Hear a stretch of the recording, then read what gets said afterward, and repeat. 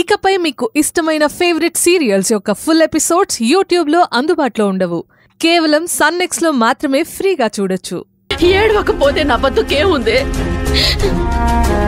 నీ బాధను చూసి, నువ్వు పడుతున్న హరిగోసను చూసి ఒక తల్లిగా నేను తట్టుకోలేకపోతున్నాను.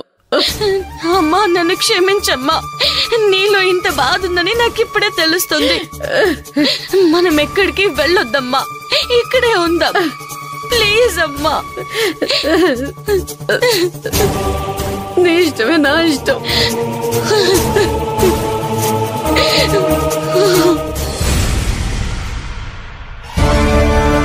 కార్తిక్, ఆ లాయర్ ఏమంటున్నాడు? సుందరిని గార్డియన్ గా తీసేయొచ్చా లేదా? ఇంకా ఆలస్యం చెయ్యొద్దు. నాన్న పూర్తి సపోర్ట్ మనకే ఉంది కదా అని మనం మన ఆస్తి గురించి మర్చిపోవద్దు. గార్డియన్ గా తనుండి అర్హత కోల్పోయిందను బేబీ. దత్తత తీసుకున్నప్పుడే పాప మీద సర్వాధికారాలు మనకి దక్కాయి.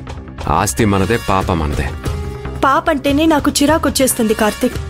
నా ఆస్తిని ఆ పల్లవి పేరు మీద రాసినప్పటి నుంచి నాకు పాప అంటేనే అసహ్యం కలిగింది. నువ్వు ఆ లాయర్ వెంట పడుతూనే ఉండాలి. అను బేబీ, బంగారాజు ఇప్పుడు నిన్ను కూతురుగా తీసుకున్నాడు. ఏమో, పరిస్థితులు ఎటుపోయి ఎటొస్తుందో అనే ఉద్దేశంతోనే బంగారాజును ఆస్తిలో వాట అడిగాను. ఆయనలో నిజాయితీ ప్రేముంది కార్తిక్. నాకు నాన్న మీద గౌరవం ఉంది. అలాంటి నాన్న దగ్గర ఆస్తి ప్రస్తావన తీసుకురావడం ఇష్టం లేక ఈ విషయంలో నిన్ను ఆ టాపిక్ గురించి మాట్లాడొద్దని చెప్పాను. అంతే తప్ప నిన్ను హర్ట్ చేయాలని కాదు. అను మేడం, నాకు బయట పనుంది, వెళ్తున్నాను. పాపని మీ దగ్గరే పెట్టుకోండి. పాపని కూడా నీతో పాటే తీసుకెళ్ళు.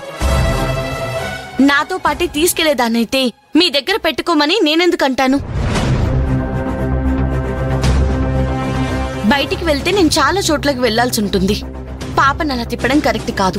అలాంటప్పుడు మీ అమ్మకిచ్చి వెళ్ళు. ఆ విషయం నాకు తెలీదా మేడం? కానీ పాప మీ పాప. మీ దగ్గర ఉంటేనే పాపకి అమ్మ ప్రేమ అర్థం అవుతుంది. పాపని నేను కన్నానా అమ్మనవ్వడానికి? అమ్మ ప్రేమ అర్థం అవ్వడానికి?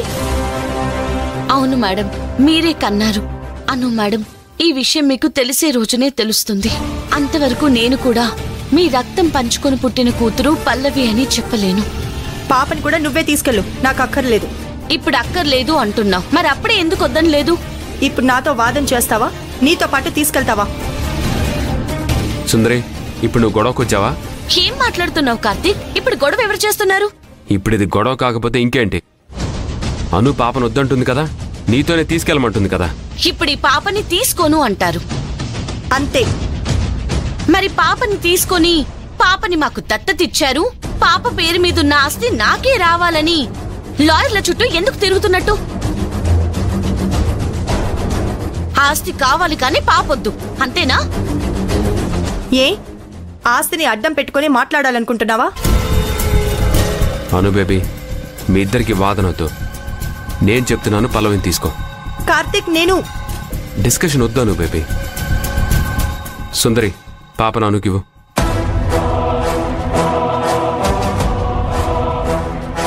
ఇంతవరకు పాప ఏం తినలేదు. టిఫిన్ పెట్టండి. ఏం ఆర్డర్ చేస్తున్నావా? గుర్తు చేస్తున్నాను మేడం. ఏంటి కార్తిక్ ఈ చెత్త? ఆ సుందరి వెంటపడి మరీ అంటగట్టింది.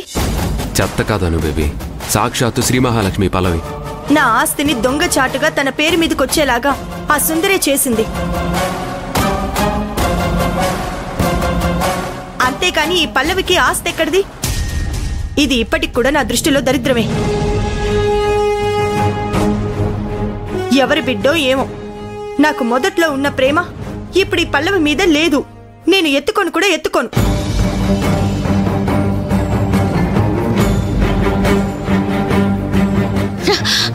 పల్లవి, ఏం చేస్తున్నారు మేడం?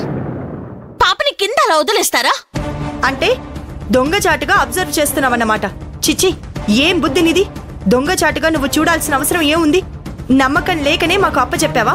మేడం, పల్లవి పేరు మీద నా ఆస్తి కావాలి కానీ పాప అక్కర్లేదా? మరెందుకు దత్తత తీసుకున్నారు? నువ్వే కదా నా ఒడిలో బలవంతంగా కూర్చోబెట్టావు. అప్పుడు ఎవరు అబ్జెక్షన్ పెట్టలేదు ఎందుకు? మీకు ఇష్టం లేకపోతే చెప్పండి, నేరుగా మీ నాన్న దగ్గరికి తీసుకెళ్తాను, అక్కడే వదిలేస్తాను. పిచ్చిగా మాట్లాడకు సుందరి. నేను వెళ్ళి పాపకి తినడానికి తీసుకొస్తూనే ఉన్నాను. అను కూడా అప్పుడప్పుడు పాపకి తినడానికి వండి పెడుతూనే ఉంది కదా. పాపనెటివ్వు.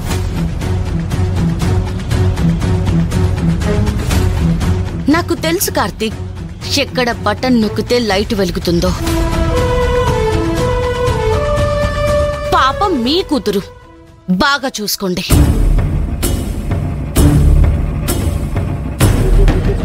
ఏంటి కార్తీక్, ఆ సుందరిని కంట్రోల్ చేయలేమా?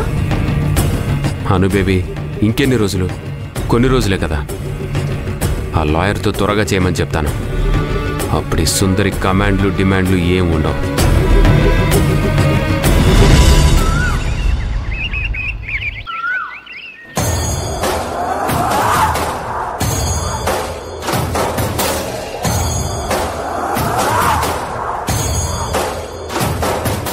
ఏంటి రామసుబ్బు, ఎన్నడూ లేంది నాతో మాట్లాడాలి అన్నావు, ఎందుకు? అమ్మా, రమ్మనగానే వచ్చినందుకు మీకు నిజంగా చేతులెత్తి మొక్కుతున్నాను. అయ్యో, అంతంత పెద్ద మాటలు ఎందుకు రామసుబ్బు? విషయం ఏంటో చెప్పు. అమ్మా, నేను కార్తీక్ వెంటే ఉంటూ కార్తీక్ బిహేవియర్ని బాగా అబ్జర్వ్ చేసిన వాడిని. అలాంటి కార్తీక్ గురించి ఇప్పుడు మీకు నిజం చెప్పబోతున్నాను. మీరు నమ్మాలి తల్లి. చెప్పు రామసుబ్బు. సారీ అమ్మా, నేను మొత్తం గమనిస్తూనే ఉన్నాను. మీరు చాలా మంచివారు. ఇంత మంచివారు అయ్యుండి మీరెందుకమ్మా నిందలు పడాలి? మీరు జాగ్రత్తగా లేకపోతే కార్తీక్ మిమ్మల్ని ఏమైనా చేయొచ్చు. కాస్త జాగ్రత్తగా ఉండాలమ్మా. జాగ్రత్తగా అంటే ఇంకా ఏ రకంగా ఉండాలి? అంటే మీ కార్తీక్ నన్ను చంపాలనుకుంటున్నాడు? అమ్మా, కార్తీక్ కనిపించిన దుర్మార్గుడమ్మా. నేను మీ ఇంటి ఉప్పు తిని మీ ఇంట్లో ఎవరికీ హాని తలపెట్టలేదు. మీరు సరోగసి చేసుకున్న విషయం నాకు తెలుసమ్మా. మీ మీద ఎప్పుడు గొడవ పెట్టుకోవాలని చూసే వాళ్లకు బిడ్డను కనివ్వాలనుకునే గొప్ప మనసుకి నష్టం జరగకూడదు. రామసుబ్బు, నువ్వు చెప్పినా చెప్పకపోయినా కార్తీక్ విషయంలో నా జాగ్రత్తలో నేనుంటాను. ఉండాలమ్మా. ఆ బంగారాజు గారు కూడా ఎందుకలా మారిపోయారో నాకు తెలుసమ్మా. ఆ బంగారాజు ఆస్తి విషయంలో మీరు కార్తీక్కి అడ్డుపడుతున్నారని తెలిసింది. అతను నా ముందే మొత్తం చెప్పాడు. సుందరి ఆస్తి రాకుండా చేస్తుంది, సుందర సంగతి తేలుస్తాను రామసుబ్బు అని అన్నాడు. అందుకే నాకు భయం వేసి మీకు చెప్తున్నాను మేడం. Thank you Ramasubbu. అమ్మా, మీరు మీ మంచితనం నాకు బాగా తెలుసమ్మా. ఇంత మంచి ఆవిడకు ఆ కార్తీక్ ఎలా నష్టపరుస్తున్నాడో దగ్గరుండి చూశాను. ఇక మీకు కార్తీక్ వేసే ప్రతి అడుగు నేను మీకు చెప్తాను మేడం. అయితే నువ్వు కార్తీక్తో తిరుగుతున్నప్పటికీ నిన్ను నమ్మొచ్చు అంటావు? అమ్మా, మీరు అను గారిని సొంత చెల్లిలా చూసుకుంటున్నారు. ఇప్పుడు పాప పేరు మీద ఉన్న ఆస్తి అను మేడంకి వచ్చిన, ఆ బంగారాజు ఆస్తి అను మేడంకి వచ్చిన, ఆ కార్తీక్ ఆస్తి రావడంతోనే అను గారిని కూడా వదిలేస్తాడు. అవసరమైతే ఆస్తిని కార్తీక్ చేజిక్కించుకుని అను మేడంని చంపడానికి కూడా వెనకాడ్డు. అమ్మా, మీరు ఈ ఫ్యామిలీని కాపాడాలంటే మీరు ఇలాగే స్ట్రిక్ట్గా ఉండాలి. Thank you Ramasubbu. నువ్వు నా గురించి నా ఫ్యామిలీ గురించి మంచి చెప్తుంటే నువ్వు ఆ కార్తీక్ మనిషివి కాదు, నా మనిషివి అనిపిస్తుంది. Thank you.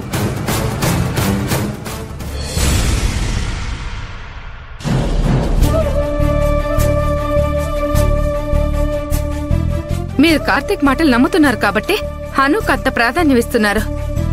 తులసి, నేను 10 మందికి చెప్పేవాడిని, ఇంకొకరితో చెప్పించుకోవాలని చూడను. కార్తీక్ ఒక వేస్ట్ గాడని తెలిసి కూడా మీరు అతని భార్యకి ఎందుకు మన అమ్మాయి దివ్య కంటే ఎక్కువ గౌరవం ఇస్తున్నారు?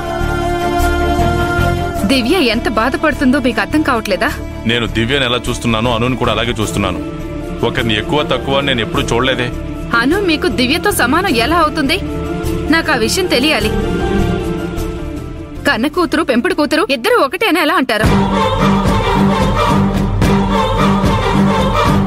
అను కూడా నా కన్న కూతురే. ఈ విషయం నేను నీతో చెప్పలేను. చెబితే నిజం విని మీరు తట్టుకోలేరు తులసి. పిన్ని, ఏంటి బాబాయ్ డల్గా ఉన్నారు? బాబాయ్ ఏం మాట్లాడతారు? చేసేదంతా సైలెంట్ గా చేస్తున్నారు. ఏమైంది పిన్ని? దివ్య ఎంతో అను కూడా అంతే అంటున్నారు సుందరి.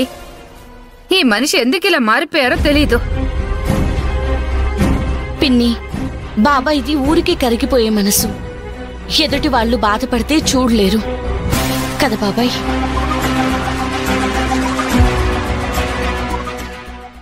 పిన్ని ముందే 2 విషయాలు మాట్లాడాలనుకుంటున్నాను బాబాయ్.